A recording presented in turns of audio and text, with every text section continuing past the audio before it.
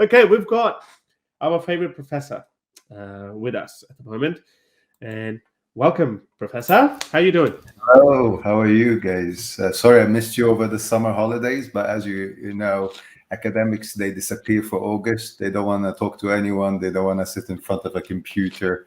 So, I've been enjoying my summer holiday. I hope you guys been having a nice summer too. Yeah, well, thank you so much. I'm back in Australia, but it's actually pretty cold here. It's nice and warm here. yeah, you missed the heat waves. I was going to say once I was listening at the beginning of your conversation about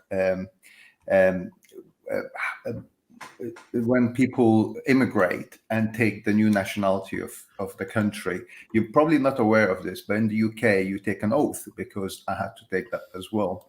And I had to take that too. Oath, yeah, and in that oath, they had a clause which really I found very interesting, is that if you are found to take any action against the country or the monarchy, at the time it was the Queen, they can take away the passport out.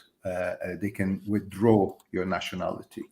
And that's what happened with Shamima Begum, is that they used that clause in the ability to take the passport away. That's what considered high treason. Yeah. Yeah. So there is a clause there, and also there's the new test. That clause was added later on, though.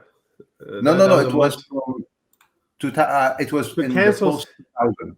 I think it's called Citizenship Cancellation Act or something like that, which is if you're found guilty of terror-related offences. But it's not that clear-cut, because there's also an international law where if you don't hold any other citizenship, then you become stateless, and it's against the international law to render a person stateless. But immigrants would still have another passport. So this is then I cancelled Pakistani citizenship, so Australia can't really make me. And that was the problem with Shamima. And she didn't have it. Yeah, she didn't. She didn't have, because she was born in Britain. She was born and raised in England, so it's like me being Pakistani. I might not necessarily have the Pakistani passport. I've always. Because you never applied for it. Yeah, well, I did, and I let it expire, but that's different. But yeah.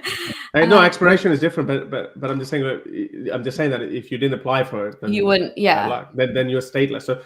So that's why it's not really that clear cut. The clause that you're talking about, I think that's for high treason. But this one, they added a separate clause later on. I remember that because when that happened with England was the first one to do it, and then Australia followed suit pretty much straight away.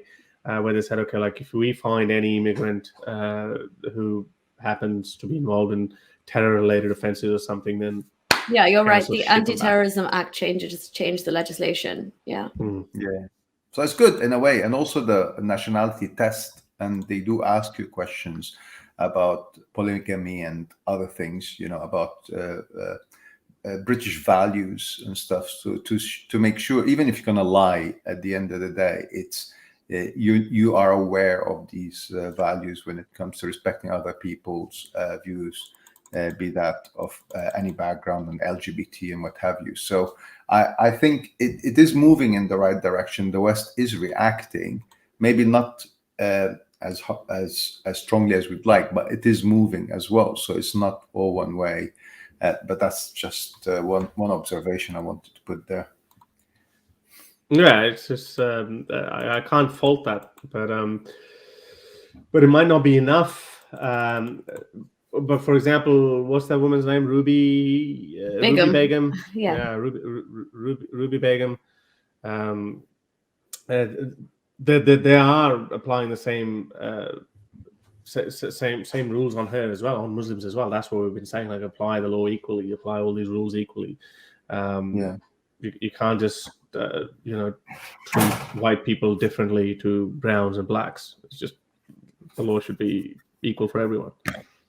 True. If you like these videos and want to support me in my activism, then you can support me on Patreon or PayPal. Stay free, everyone.